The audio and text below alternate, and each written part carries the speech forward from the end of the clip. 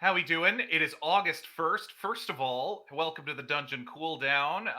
As you might know, this is our companion show to the Dungeon Run. If you don't know that, I mean, come on, what are you doing here? No, I'm kidding. Welcome.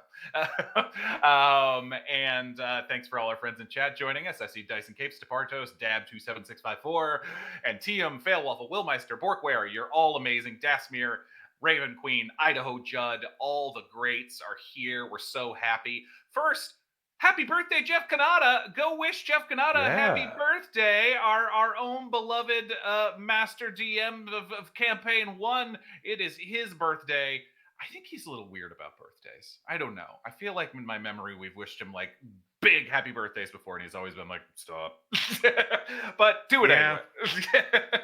That's, we love him. He loves things. He loves things to celebrate, but when That's it's about him, it makes him uncomfortable, I think. This is correct. Yes. I love that about him. No, I know. Yes. Yeah, I think so. It's the little nerd boy left over in him that gets anxious when you turn the attention on him a little bit. That's all right. But yeah, hey, also friends, we got some exciting stuff going on. Not only are we going to talk all about episode 3 from last week, which was so much fun, we're going to talk some deep Valcorio stuff. Ron's just going to grill me about Valcorio apparently for the next hour, so looking forward to that. But also wanted to get to some big stuff right now. Yes, right now we are doing a giveaway on our TikTok. So if you don't already follow us on TikTok, go to that right now. Go to our last post. It says giveaway on the post. We're giving away $50 gift card to Die Hard Dice, our amazing friends at Die Hard Dice. Comment and like on that post, and that will enter you into the giveaway. Winner is getting announced tomorrow, Tuesday. We'll wait till this VOD goes up to do that. So we'll give you a little bit of time if you're watching the VOD of this. But we are announcing the winner tomorrow afternoon. So go on it right now. Yes, so that's exciting. We're so excited again. Thank you to Die Hard Dice. They continue to be an amazing supporter of the show. And we've gotten so many. We love all the photos and information you guys send when you've used our discount code Dungeon Run, no space, capital D, capital R. Go get yourself some discounts on Die Hard Dice right now. I really love their collapsible dice trays. I was rolling better this week, thank God. It's not the dice tray, it's me. Let's see what else. We have some super exciting stuff. We want to talk about it yet, Ron? Do we? We're currently holding a poll. If you're one of our amazing patrons, thank you, first of all.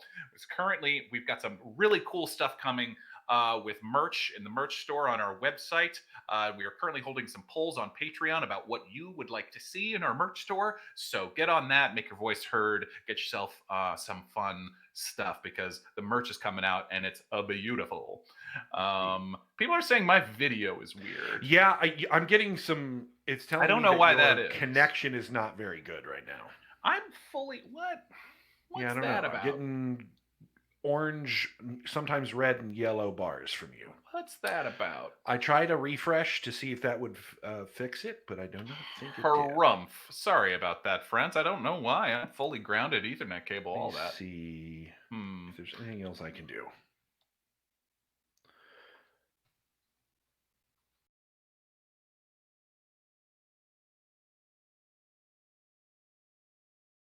Seeing what we can do to improve that, friends. So stand by on that. Let's see. We're going to have a new episode of the Dungeon Rush for episode 3 coming out this week. Working on that right now. We're so excited. If you want to get caught up fast to catch us live, that's why we do those. And thank you again to our amazing team who makes that happen. It's one of the cool things that we're most excited about for this new campaign. Morgan, are you accidentally using your Wi-Fi instead of your wired line? I mean, not normally.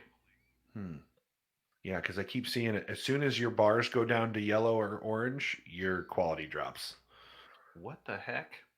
Why would it do that?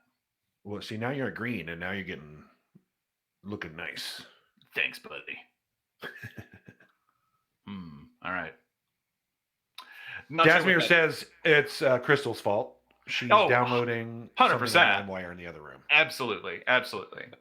She's downloading all the latest seasons of I'm not sure what.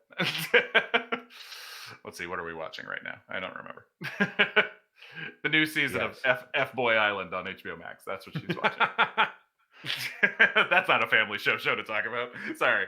Yeah, videos just added bonus. Thank you, Departos. Yeah. No, I'm kidding. I would prefer it if you all could actually see my face. Yes, I would prefer that as well. Yes. Let's see.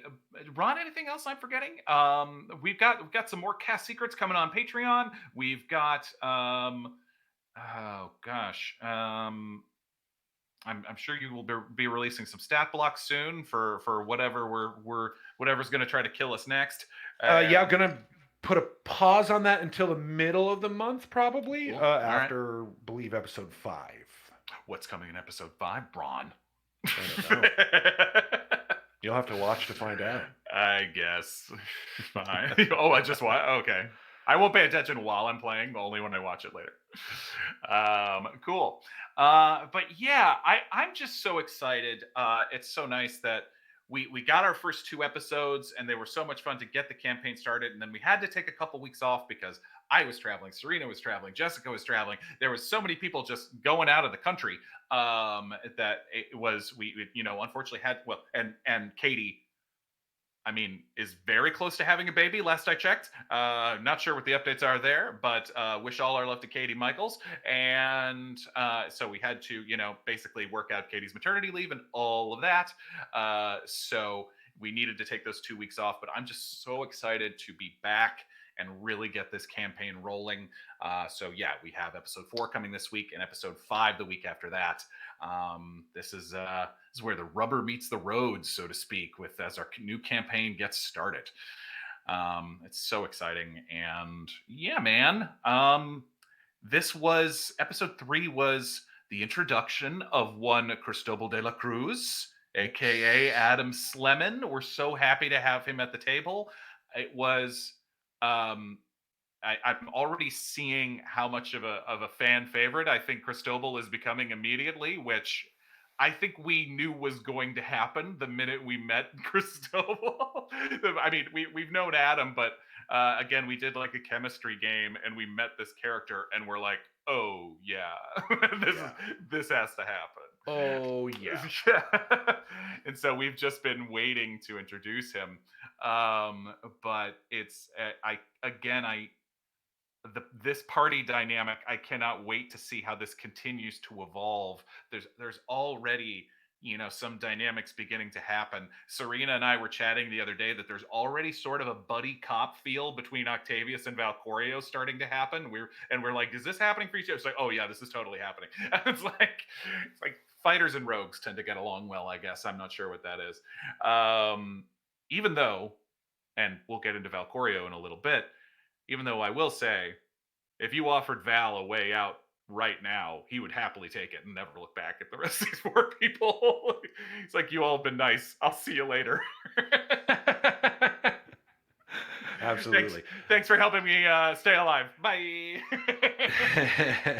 If the Kieran came back and offered him a ride out of town, he would take it. No, be like, let's go. What's up? Yeah, I'm out. Mm-hmm. Yes, that's where you are in episode 3. Yes, and especially given how our campaign started, that's very clearly kind of where Val is at right now. Now. So why specifically is Val in that moment? Like, what can you go into a little bit more detail into why? Sure. I mean, I think well, if you watch Val's session 0, he obviously, a lot happened to him right before the campaign started. Now, it's interesting because it's not like he's itching to get back to fix everything. I don't think that's Val's mindset, but it is sort of a there's a multi-layered.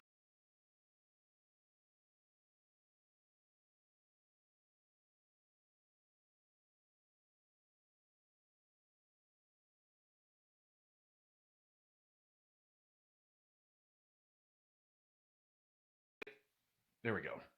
Can you hear me? There. I found the thing that makes the fix. Okay, yes, I was going to say, I'm not hearing your echo anymore. And now you look very nice. Oh, yay, good. Yes. Fail Waffle has taken over this. Thank you, Fail Waffle. We appreciate Thanks, you. Fail Yes, I do look better now. Okay, that's nice. You look much better. But anyway, I wasn't using the H.264 codec. Now we are. I don't understand a word you just said. Okay. No, I'm kidding. Okay, but yeah, I think so. Why Val was sort of in this place, or why he's in this place right now? This he hadn't even had time to deal with it, and I think there were. I think I said this a little bit previously, but there were some unfair, what felt like Val, unfair accusations lobbied at him. You okay? All right. Yeah, just. Oh, I saw you make a face.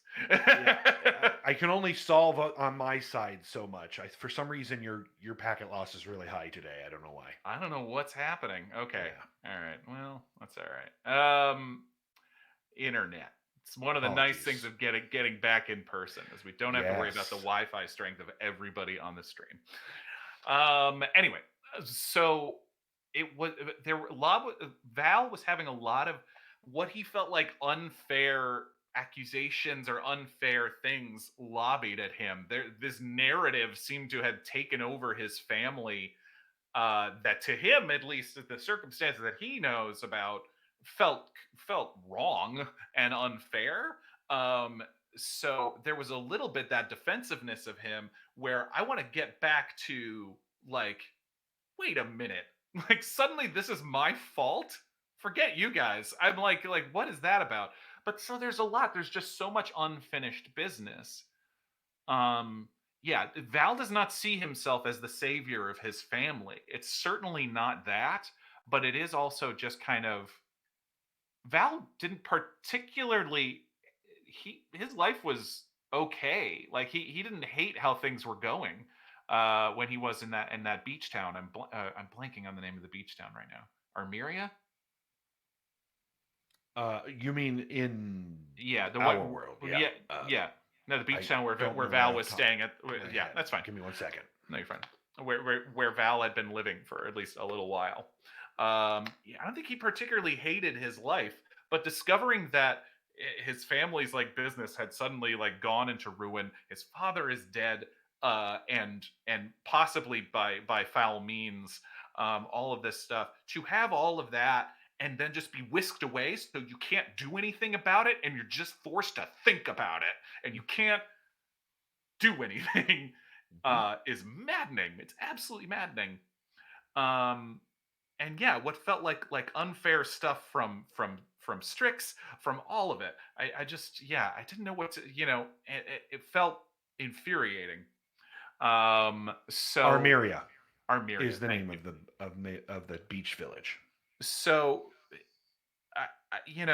also Val is not, like, why? I mean, he's lived a fairly privileged life, and so he, getting whisked away to the frozen tundra, and then, like, having to fight for your life immediately. He's had to fight before. He's gotten into a few scrapes, but nothing like this.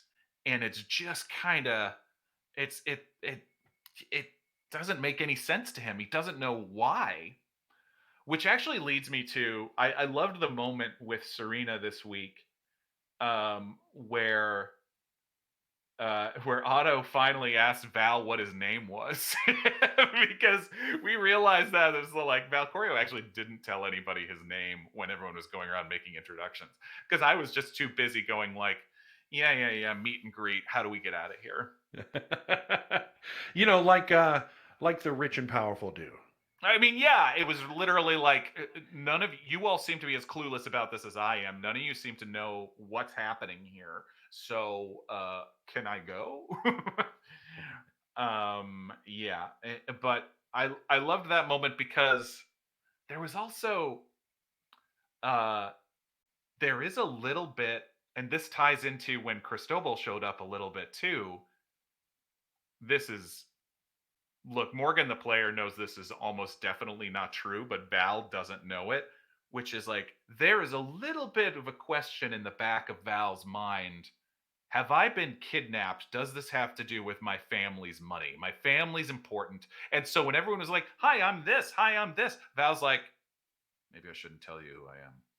Like there was a small level of that, of suspicion of like, I'm nobody, and basically when Cristobal was, it's why when Cristobal mentioned Val's hometown, and even like weirdly mentioned his family, there was that funny moment of like, wait, do you know this Dragonborn family? It's like, yeah, I'm familiar with, basically, I have not identified myself with them because I still don't know what is happening. And so if I, it's kind of like if you're in a hostage situation, you don't want to stand up and go, I'm the richest person here. What is happening? I don't want to do that. Yeah, for So, sure. which is Val might not be the richest person there. I don't know, especially given how things are going with his family. Well, But especially when he checked in with the family, and right, exactly, right. feeling all of that. There's that. So there is that it is slightly an overinflated sense of self-importance with Val, of kind of like, I'm pretty important. I shouldn't be too giving about who I am in this group of strangers when we're in danger. That might change because I think we've been getting some clues. That might change soon because I think we've been getting some clues in terms of what's happening. I don't think we have any idea of the big picture, but I will say Cristobal showing up gave us some hints, or at least more Mhm. pieces of the puzzle. Yep. So, for instance, we all showed up in that beautiful elemental display of when we were each one of the elements, and we had Thassia and Bahatha. And it all seemed to, and we were hearing a lot of Bahatha. The Kieran was the voice of Bahatha. And it was like, okay, so is this all Bahatha's deal? Maybe this is all Bahatha's fault. Okay, all right. This has all got to do. So I was kind of singularly focused on Bahatha. Cristobal shows up with that mirror. Now I could be way wrong. By the way, no, you were experiencing the sheer joy of when Jeff Canado got to live for 3 years, because I will run down rabbit holes for a long time, Great. and Love talk it. about theories, and I could be way off. I will let you be way off. But I'm just sharing the pieces that I noticed. For sure. And we can make of them what we will. Yep. So Cristobal showed up with that mirror, and that mirror, which he wasn't, he didn't arrive in a magical elemental display as everyone else had. He arrived through the power, seemingly, of this mirror. Though he was kind of elemental, he did arrive in ice. But it seemed to be, at least his description seemed to be, the mirror was the thing that took him, and that he appeared as a reflection the first. That was his description. Yes. Yes. Okay. So, interesting. You said it that way. I haven't watched Adam's Session Zero because I'm trying to keep it secret for myself. Okay, but on the back of that mirror, you said was the god of civilization, whose name started with an Lumbra. Lumbra. I was like, it started with an L. Yes, Lumbra, the god of civilization. The mad god of civilization. Didn't know that. I mean, so suddenly we have a new player entering the arena, so to speak. Hadn't heard Lumbra referenced yet, and suddenly it was like wait. So now we got another god we're dealing with here too? So that was suddenly like, oh, this is getting bigger by the minute. So what is, for clarity, Dragonborn are not animus. Right. Mostly because dragons are not beasts. Dragons are magical characters. Correct. Or magical animals, monstrosities. Magical creatures. Yeah. Yes. I think they're technically their own designation. Dragons. Got it. Right. Dragons are dragons, man. They're not anything else. The game is named after them. They get their own. They get their own category. Yeah, that's right. Yeah. So yeah, that's kind of, these were all pieces that I noticed. Was just sort of like, oh wait, we got another god in the mix now. We got more to worry about than just Bahatha, because I was pretty focused on Bahatha. I want to go back a little bit. I want to Please. go back to what you were talking about with home life, because we do have a question from Tuomas Kokonen. I may be butchering that. I think it's Tuo Mask. Yes, I believe Cap. so. I just wanted to give them their full read up. Sure, of course. How anxious is Val about getting back to his home island, town, and family? And how eager is he to join this ragtag party on the adventure through the North Island? I'll answer the second part first. Not eager at all. I mean, would you be? Because we are not. We are just five randos, seemingly, who grabbed from all over and plopped into one place with no explanation yet and no stakes for us. So I'm just a victim at this point. Yep. Until I hear any different. I don't want to go on that journey. I want to go home. So the meta D&D thing would be like, well, we're on an adventure now. It's like, but no, the character thing is get me out of here. That feels like the truth. For sure. How anxious is he to get home? There's got to be some sort of. It's a little bit of both. Confliction. Yeah, for sure. Because he's not, like I said earlier, he wants to get home. He wants to find out what was going on. But he also, there's also a level of, I can't do anything about that. You know, the scene with Vizzy, which I loved. His relationship with his siblings is very important to him. We didn't get to meet Bretonius or Tony. We called him Tony growing up, and he hated it. So now we call him by his full name, Bretonius. His relationship with his siblings is very important because if you can't tell, neither of them felt very loved or supported by their parents. That fortunate. There was that moment with his mother, which you played beautifully, Ron. There was that moment with his mother where even in praising Val, she very casually ripped down Bretonius. Yeah. And I remember that moment that one took me and it surprised me. And it was just like from immediate moment of concern. You've got your mother, she's, going through so much. You're right here with her. And then it was like, shields up. Talk about real. That felt very real. Yeah. Not my mother. Where not my mother. From. My mother is amazing. My mother and I have a wonderful. It's not my relationship with my mother, but that felt very real. And that you can be right there in a moment of intimacy and caring with a loved one or a relative, and then just the way something is said, the way a reminder hits, it just goes whoop, and then lean back. So yeah, he genuinely meant it. That he's not the guy to fix the business. He's not the guy to make everything correct. That was made utterly clear to him growing up, and one of the reasons why he left. But it's fascinating that.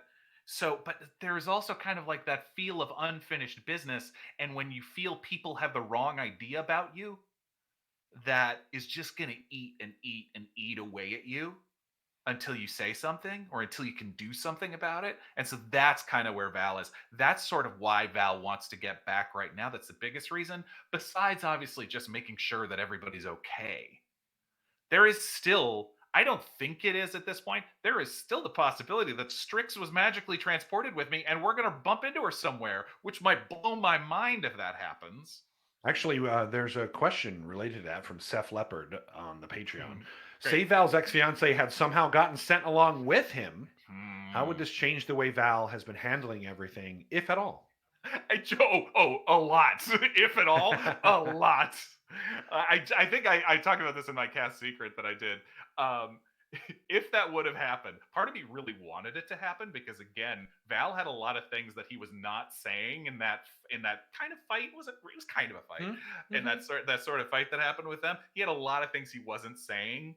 But then, of course, I had these moments of like you're in the car driving home after you have the altercation with somebody who's like, oh, I should have said this, it's like you had all that stuff. And so I very much had that issue of like if we had ended up there together, on top of everything else, I think most of the first episode would have been Val and Strix fighting. You know? It's like, so then you have the 4 other characters and like just kind of trying to figure out what was going on, and then there's this Dragonborn and Asimar standing there, like going like, "Listen up." It's like being in a restaurant and somebody else in the restaurant is having a knockdown fight with their sibling or like, their spouse, and it's just like, hey, I know you guys need to work something out. There's some Yetis and ice elementals that are trying to kill us. And one other thing. Yep. You know, it would have been very hard to get past that, at least in a little bit. Well, Kuro Delafay says, I've never met a dragonkin that never had parent issues. Wow. Which seems very, right in on that, on Dragonborn right. For sure. I don't know what the heck is going on with my video connection. I don't like what's happening. It's wildly up and down from my end. And I've done everything I can to fix it. I'm not sure what that is. Yeah. Do you have this stream open right now? Mm-hmm. I'll close it. I'll close it. Let's see if that improves it. I won't get to read chat, folks, but I will close out. Oh, you can always pop out chat. Okay. That's what I do usually. Got it. I've even had to, normally Heather's watching along with us, but I even had her jump off just to make sure it wasn't on our side. But it sure. Okay. But so, now that's not to say that Val wants Strix dead or anything like that. It's not that level of animosity. It was for Val. Part of leaving was about Strix's family called off the wedding, and then Strix didn't stop them. Now, Strix's family might not have been wrong for calling off the wedding. That's on Val. that's one thing. But Strix didn't stop them. And I think Val saw at that point where this was going. I think Val was like, okay, I see where this isn't meant to be. This can't happen. And so by removing himself from the equation, Val in a way thought he was making it easier on everybody. That's not the only reason. There was also just disappointing your family one more time and just not being able to live with feeling how they look at you. That's part of it too. Yeah. Where I talked about this, I think, in my Cast Secret, where Val was expected to be, like take over the family business. He was expected to be like all of these things. He was expected to be excellent by his parents, and he let them down a lot of ways, or at least to them. But it let them down by some of it. Some of it's fair and some of it's not. Some of it is like, he wasn't really into it, or that wasn't really his thing. He had talents elsewhere, and then it was partially on his family for not being able to let him be who he wanted to be. But then some of it was also, kind of a hell-raising youth, a little bit like that, and being sort of feeling defensive and feeling kind of privileged and feeling, so there's a toxic combination of things. So definitely he is at fault in a lot of ways, but other ways is, the last hope for him from his parents was that maybe he can marry well and help the family that way and save the family by, uniting us with this Asimar family who's also very successful. And then he screwed that up too. So at that point, leaving was again, how many awkward, silent breakfasts can you live with before you just want to get the heck out of Dodge? And then disappear for 4 years. Yeah. So again, there is some animosity, but there's not like hatred.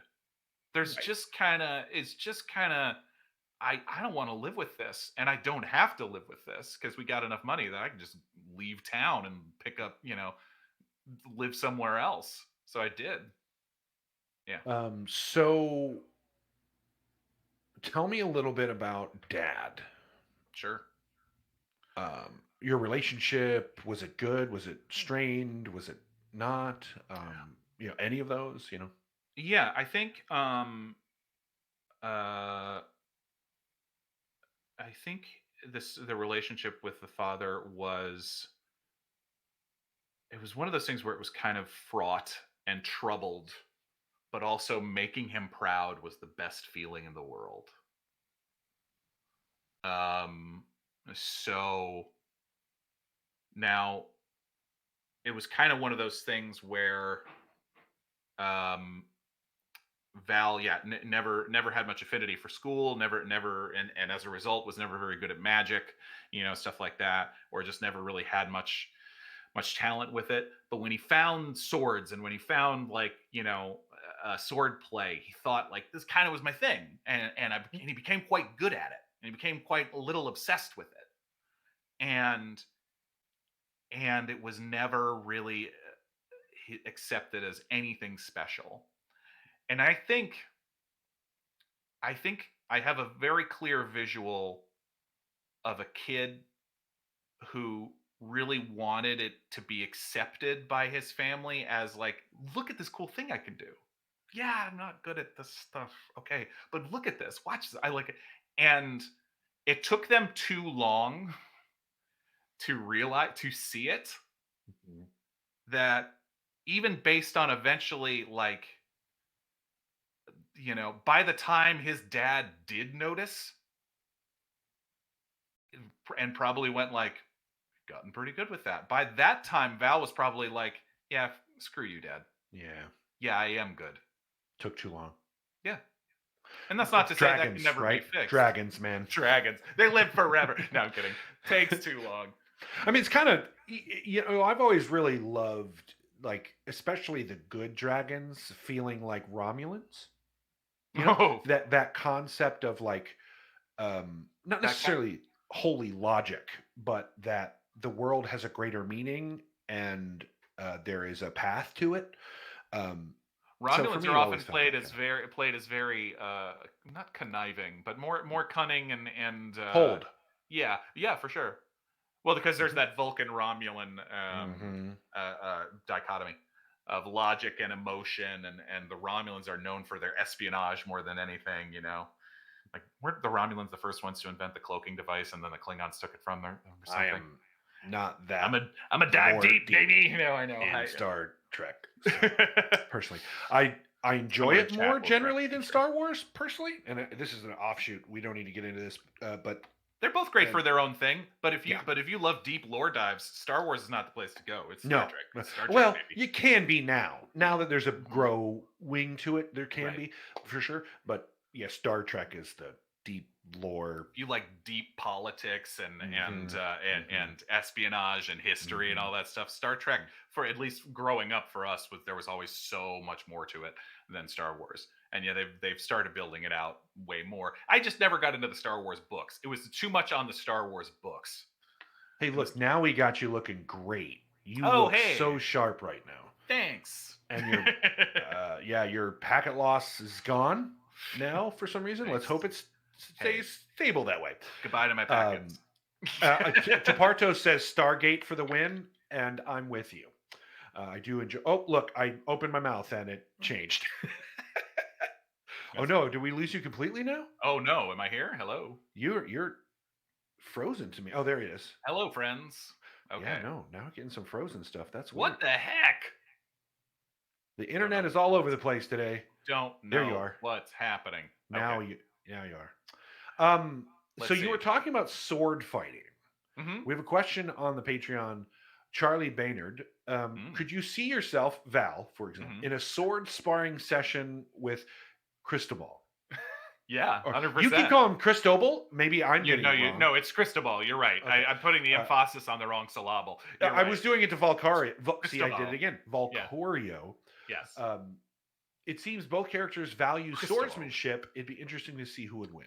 I haven't had I've barely noticed, and Cristobal has barely pulled out his sword, right? Uh, he was all hiding behind rocks and firing spells from 90 feet away in episode 3. So Val has not noticed it at all, but Morgan has for sure. So yeah, I look forward to that. No idea what that'll be, but look forward to that. We've got a couple of questions about for me and for the DM stuff, so I do want to cover those a little bit. Nice. We do have a Pantheon. I have been sort of heading up the Pantheon. Of course. It is deep and complex, but it is also, and this goes to someone who was asking about how tied we are into the player's actions. So, interesting. Yeah, so it's from the Dungeon Run Yay. I very much enjoyed Jeff's efforts in Campaign 1 to heavily incorporate every PC's backstory and or arc into the main plot. Every DM has their own flair and style of storytelling, and we get 2 in this one. So, A, do you have dramatically different preferences on how to incorporate PCs into the story? Now, one thing we have talked about is using The Return of the Lazy Dungeon Master by Sly Flourish. Yep. And the key takeaway from that book is sometimes a DM creates so much that never gets used because they decide to go elsewhere or go somewhere else. So one way to combat that is to heavily allow your creation to be inspired by the backstories of the characters. Sure. So that's absolutely what we're doing. Now we have to create the world and some of the stuff in order for it to feel alive rather than just having it be amorphous until they go there. You got to build a sandbox. Right. But a lot of it is just a framework that will get fleshed out as you go closer, or if you involve yourself in those things and that kind of stuff. But the B question is, was it difficult merging your styles and preferences in a cooperative fashion in this unique 2DM story? One of the things I love about Jared is that he's an impressive improviser. And that has been the primary way that we are going together when we create stories. And I was kind of poking fun of him a little bit, not really poking fun of him, just more in awe that he can do that because my brain does not work this way. But he takes detailed notes. Yes, he does. Stuff that he probably never uses. In fact, I know there's stuff he's written down that we haven't even touched on. And I get that. That's a DM style, not my DM style. My DM style is a little bit more inspired by the actions that the characters are doing in the moment. And I make lists and I have my own preparations, but it's, the joke I was saying was like, Jared, you were the kind of person in college that like took notes and then redid your notes and then redid your notes. And his response was, if I liked the subject. Yeah, for sure. And I was like, well, D&D is a subject you like, so this is what you're doing. And he's like, yeah. But the beautiful part about all of his notes is all of it is to be changed, and he's flexible with that. There's no rigidity in his choices. If I go, I think this is maybe weaker, or we can make it stronger with these, always incorporating that. So that's been very, very nice. And I'll say, of course you want some flexibility in terms of story. You don't want to feel like you're on a rails. You want to feel like your decisions mean something. Of course you want that. But however, I personally, and I don't think you're saying this, but I want to just say it clearly. Yeah. I for the immersion of a character, I don't want the DMs to adjust too much to me. I want the world to be the world. And then or I want what the NPCs or the deities or the powers that be, whatever they might be, whatever they're going to do, whatever their motivations are, to play out as it would make sense, because that inspires me. If I get the sense, if you start getting the sense that there's no rules and there's like your stakes just go down the tubes. For sure. So yeah, all this stuff that's why you have NPCs, my immersion, right? Yes, with rigidities and their own preconceived notions and all that kind of stuff, for sure. Right. And so the story or what motivates things, that can change based on characters and all that stuff. But but the setting and the big pieces kind of do need to be set by the DMs to give you walls to run into and bounce off of sometimes. Well, and for example, in the Pantheon, Mhm. somebody asked earlier somewhere in the Discord about like how long has this world existed? Well, we have identified that something major happened 300 years ago, and that 300 years ago was that the Animus came into existence, And the islands were separated, and or the islands seemingly are around that separated. time. That was part of that creation process. We haven't been very clear about what would cause what, or a chicken or egg situation. But that's what happened, and it was about 300 years ago. So part of us was like, There's that number again, 300 years. so part of us was like, well, what would all of a sudden if your dog could start walking upright and talking overnight? In some ways, what would happen? If our cats started talking, we'd probably be very happy for a little bit, and then it would start. Then to you freak start you to understand that, oh, now they're sentient and have their own wills and desires. You're and sentient now. Yeah, but I mean, like, they No, I know can't what you mean. communicate to you like I can communicate to you, right? Right. And when your cat all of a sudden can communicate to you like I can, including the satire, Right. including all of these different things, the world's going to change, right? And dramatically so. So we definitely have worked in like there's some rules about what's going on. But you also everybody would become vegan immediately. You think so? You're like getting ready to kill the cow, and the cow's like, "Hey man, please don't." Hey man, but the wolf's like, "But I'm hungry though." So there's definitely and it's not to say that all beasts became animus. It's just to say that there were all of a sudden now there were humanoid versions of the beasts that were not there before. Right. And so, part of us was like, I really pushed for like, I don't think that the dwarves and elves would just let them be. I think they would be like, feel, especially since they're so old and have been around so long, that they would have we have a responsibility to help these now random individuals created to fit in the world somehow. I had a question. Yeah. Are there elves on the South Island, or are they only North Island, or do they cross over? They do crossover. They do have some crossover. I figured they were. Yeah. Even though I will say, and I've said it before, that in some ways, in this party of weirdos, Coco still feels like the biggest weirdo. Like there's like in terms of the character that I still have the most questions about, and Val is extremely grateful for them because Coco's been saving our lives with those survival checks. I don't think I've rolled higher than like a 7 on a survival check.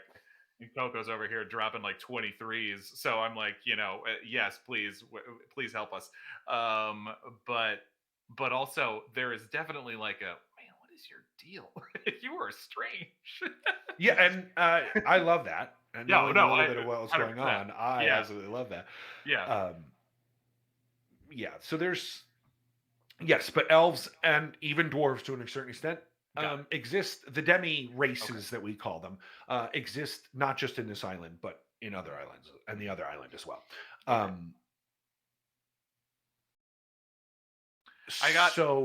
ahead. No, I was going to say there's more. I have a question from Discord. Unless I've got a few more. That's what I was looking through just now. That's why I was having a little bit of a brain fart there. So AGM McLeod asks, is there anything in particular you're most looking forward to the next 2 episodes? I mean, is what I'm looking forward to. Oh, yes. I'm looking forward to the next 2 episodes. I'll leave it at that. I mean, I am too, but you seem to. That seems like a loaded very statement. Much so. Very much so.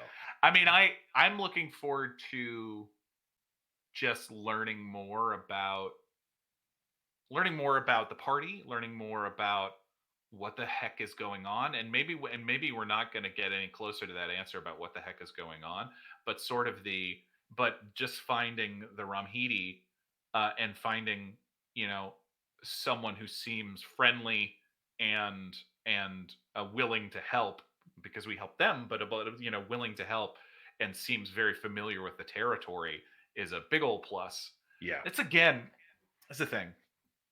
I've said that Val is he's probably on the alignment chart, he's probably somewhere between chaotic neutral and chaotic good. He's pretty selfish. So he was never going to leave the Rumhidi to die, probably, but also the way, and even you guys described the appearance of this person who seemed to be able to handle themselves in this wintry environment and seemed to know where they were, and they're in danger from these monsters. It was immediately like, someone who knows where we are and what's going on, save them. Yep. And that's a good choice for me. We should do it. Oh yeah. Now it's one of those things where selfishness, altruistic actions, maybe they don't exist, whatever, who cares? It's just kind of like, for Val, it's about like, okay, I can help that person. Oh, you mean they can help me? Got it. I'm off, and I actually think that most of if Val has done anything heroic prior to this, it's probably been for his own very selfish reasons. I have ideas about specific stories about that that I'm gonna save because I want to tell them to the party, basically, because I think they say a lot about him. So I'm not going to give them away right now, but I do think most of Val's, like, if Val's had done anything like saved anybody or stopped bandits or if he's done anything remotely heroic prior to this, it's mostly been for pretty short-sighted, selfish reasons. And I mean, I think you've made that pretty obvious, right? Like, it's pretty clear that that's it. He's not a raging jerk, but no, he's extremely self-interested. He's self-interested. Yeah. As someone who's used to be very much self-interested, I can understand. Sure. Friends were like, hey, dude, don't be such a jerk sometimes. Like, perhaps think about other people's needs. And you're like, oh, right. Yeah, I was never taught that. Now I know how to do that. So there's a question from Roshovin? I don't know. Roshovin? Not sure. I'm most interested in the evolution of the Watcher's influence, which I know y'all are covering. Mm-hmm. Campaign 1 was forced to evolve so many times based on the circumstances. True. From Forest Guards to the Tug of War. I'm just super curious how you reset everything with some perspective and a clean slate. We've talked about this a little bit before, Jared and I specifically. But it's a good question. And it's a great question, absolutely. Mm-hmm. And worth going over again, for sure. Because it will continue to change as we evolve. Yeah. The whole thing about our show is it's interactive. Right. So that doesn't just mean like you're influencing the story as it's going. It's also that you're influencing on how this show comes about. Right. And so that's one thing that we're doing, is trying to take a lot of feedback. Jared has been a superman in terms of steering that. Mm-hmm. So Discord is a great way to do that. Mm-hmm. Our Patreon is one of the better ways to do that, because you get direct connection to us on the fly. Mm-hmm. And we are constantly putting questions and getting feedback in that manner at all tier levels. Mm-hmm. But one of the big things, and this is what we talked about before that I was mentioning, is we wanted to get a little bit less away from help the party and hurt the party as the primary driver. Yeah. Great for, grabbing people and getting them into, because, I know I'm going to hurt them. That's my MO. Let's do that. Right. And more into, there are two sides. There's more than two sides to every story, but in this story, there are two sides of the story. Mm-hmm. And the way to approach what's going on. Mm-hmm. And the way we've identified those are cosmos and nature. Mm-hmm. That's one of the reasons why I'm really excited about the next 2 episodes, is because we're now starting to get into a little bit more revelation of how that plays into things. Mm-hmm. And I think we've touched on it already, but it's so you don't know the rest like we do, that it's just sort of sprinkled in, and later on you'll go back and go, that by design.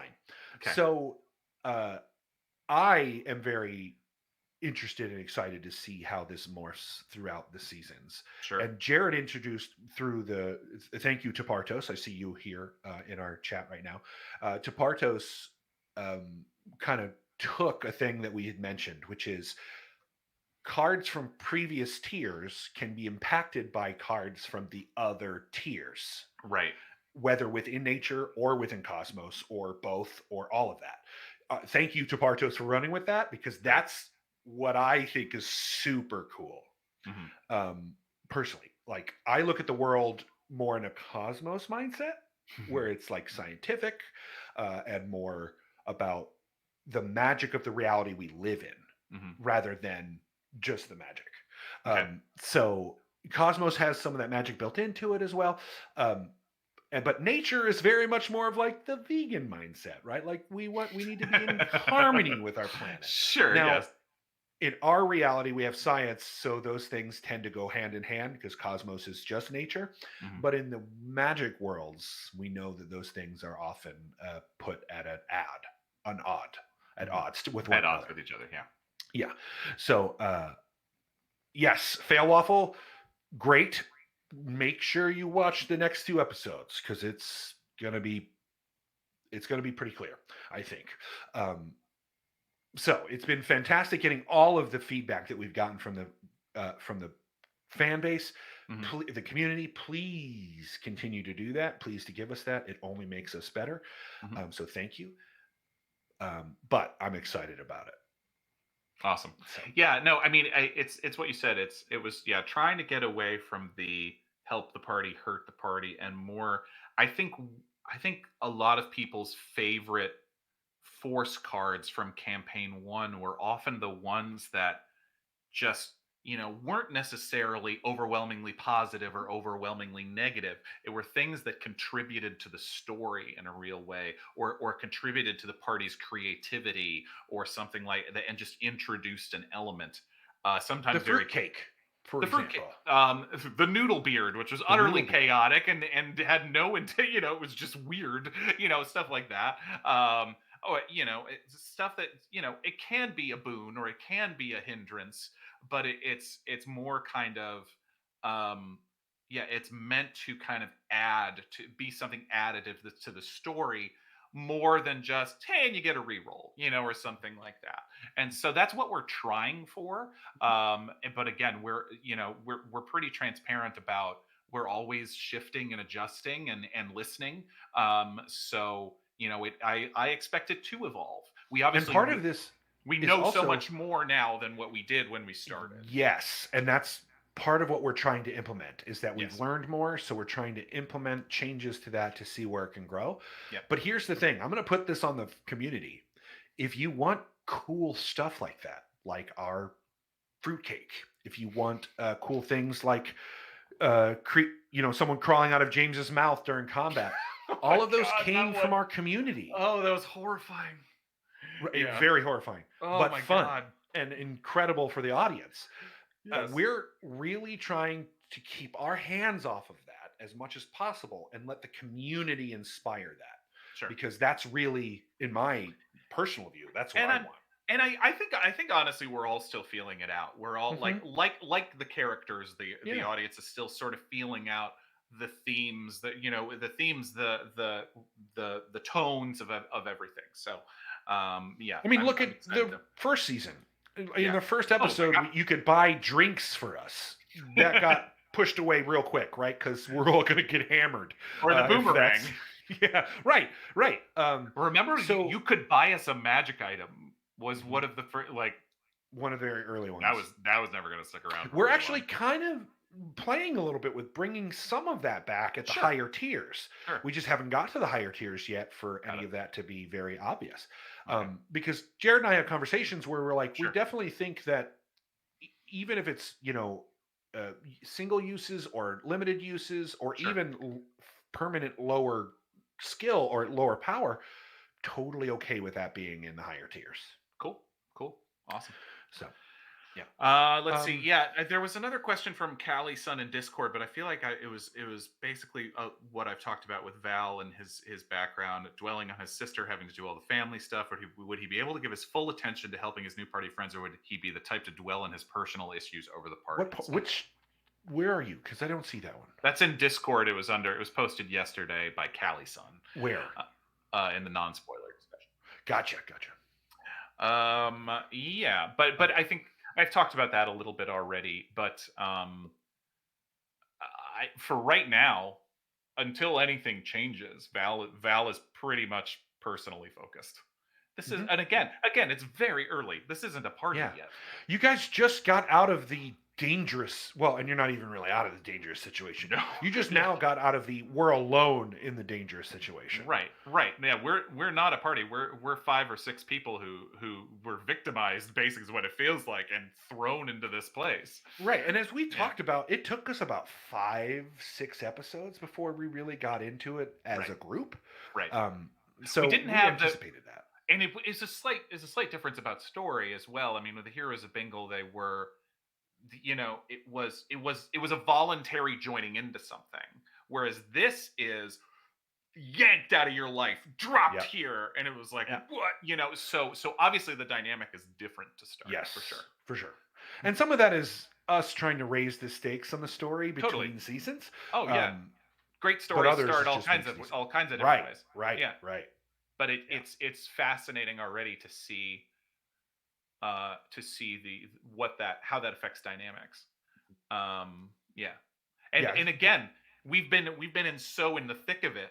3 episodes, we've only probably known each other. I think I said it last time. I think in episode 3, the characters have known each other maybe 4 hours at this point. Yep. Maybe 4-6 hours, maybe max. At max, right? Yeah. So how tied to those to someone you just met 4 hours ago? About that much. If you survived an earthquake, it's true. Together, absolutely, yeah. There's affection and help, and certainly starting to see. Okay, you know what you're doing. You seem to know what you're doing. Okay, all right. Okay, feeling, and that was I loved. And why I'm so excited for the next episodes as well, though apparently for different reasons than you are, Ron. No, I'm just so excited because it was starting to feel like a party. It was starting to feel like okay, we're on to our next location. We've got some hope now, and we're just it's like still so much to learn, but it was a great feeling. I will say, just so everyone knows, yeah, our pantheon right now is about 20 gods deep. Whoa. Yeah, this is my thing, man. Pantheons are my thing. That's the thing I really enjoy. Like, I get super into it. At varying degrees, they're not all super fleshed out because some of them are lesser and we don't necessarily hear about them or that kind of stuff. But the pantheon is very well established and deep. Okay, got it. So you've heard about what gods so far? I've heard of 3 of them. Right, Thasha. Thasha or Thasha. Right, Thasha. Pronounced both ways. Okay. Thasha, Bahatha, and the Lumbra civilization. Yeah. These are the reasons you've heard them is because they're pretty major gods. They're big ones. They're big ones. And there are other big ones, but whether you've heard about, and we've talked about it, of 2 other gods right, that we haven't talked about yet because they're more southern. When this is also this, I talked to you guys about this too, but as is sort of the nature of people. It's not a joke. I mean, atheism is impossible in D&D because the deities are real and they're there and they're doing things, and and it's just sort of like there's no. But having said that, living in a kind of where Val lived, it's not exactly a magocracy, but it's kind of close. And when you got a bunch of powerful wizards walking around, the importance of gods starts to drop. To dwindle. So Val is not. I don't think he has a lot. I mean, he's starting to get some animosity towards the gods if they start messing with his life a lot more. But right now, he doesn't he doesn't tend to worry about them much, and they don't worry about him. It's like that kind of thing. Yep. It's like I don't associate with them. They don't associate with me. What do I care? I think more of atheism in this type of world. It's the closest thing to atheism in D&D that you can get, which is like, sure, they're around. I don't need them. I don't ask them for anything, and they don't give me anything. Whatever, Absolutely. My uncle's a wizard. What do I care? So My you would dad's know level 13, bro. And we've talked about this. You would know that Magnus is the god of magic. Yes, right. Yeah. Yes, that has been established. Yeah. I was trying to think of something else. Willmeister, that does not include demigods. Wait a minute. So there are Hercules. I thought we were done with the old ones. I mean, maybe we are. Maybe we are. I don't know. Oh God. We'll leave it at that. But there are demigods for sure. For sure, demigods. Cool. Yeah. But there's something else. We are now 10 minutes over already. I know, man. We had some tech problems to start. We did. I'm fine going a little. Oh, I am too. I have time to talk about this stuff. It's what I want to do anyway. So. But yes, and I will remind people once again. Join our TikTok. We have a Die Hard Dice giveaway happening right now. If you follow us on TikTok and then like and comment on our most recent post, you will get entered. And we are doing the giveaway tomorrow afternoon, Tuesday, August 2nd afternoon. We're doing a $50 gift card to Die Hard Dice, and we got more giveaways coming. People I already see are going, I don't have TikTok. Well, we are gonna do a giveaway on the show, and we're gonna do a giveaway on Patreon. So I would also say, perfect reason to download and get TikTok. I mean, TikTok. Just me. Look. I get wanting to avoid TikTok. I do. It's fun for some things, and we are making some pretty fun content on there. I will say. Clips and other fun stuff. So if you love the dungeon run, like I know you do, there's some fun stuff happening on the TikTok. I would totally say it's totally cool just to follow us. It's fine. It's fine. It's fine. Whatever. I'm totally fine with that. You can have one follower or one follow. Yeah, just fine. One follow. It's us. Come on. You can call it the Dungeon Run app. You don't even have to call it TikTok. Exactly. Yeah.